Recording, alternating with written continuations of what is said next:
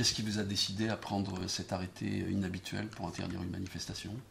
Alors, tout d'abord, cette manifestation n'a pas été déclarée, alors que la loi l'exige. Les organisateurs n'ont effectué aucune démarche. Cette manifestation est donc illégale.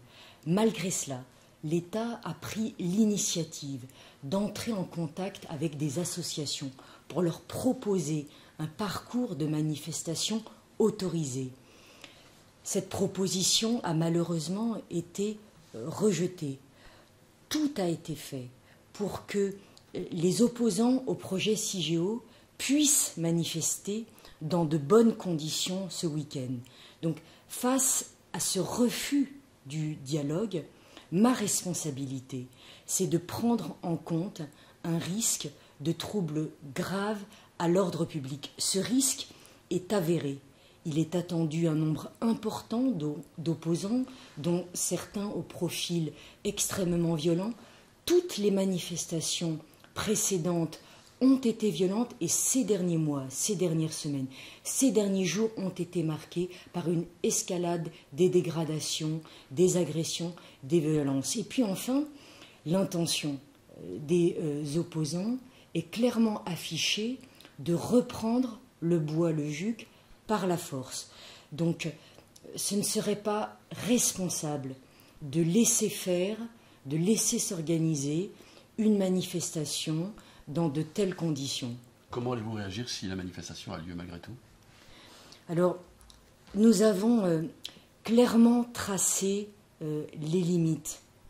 Oui à l'expression pacifique d'une opposition au projet, non à la violence. Donc le dispositif sera adapté en conséquence.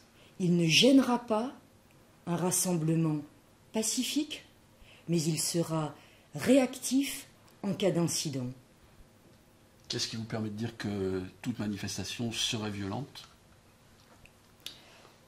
Les expériences passées nous ont montré que toutes les manifestations autour du projet CIGEO, d'abord n'étaient pas déclarées, elles étaient illégales, et ensuite elles se manifestaient par des agressions, des violences commises contre les forces de l'ordre avec des débordements. Donc l'objectif de cette mesure, c'est de prévenir des troubles graves à l'ordre public, de contenir des risques de débordement et de violence. Et le dispositif sera adapté en conséquence. Mais je rappelle que le dialogue doit reprendre avec tous les opposants au projet CIGEO qui souhaitent exprimer leur point de vue sans violence.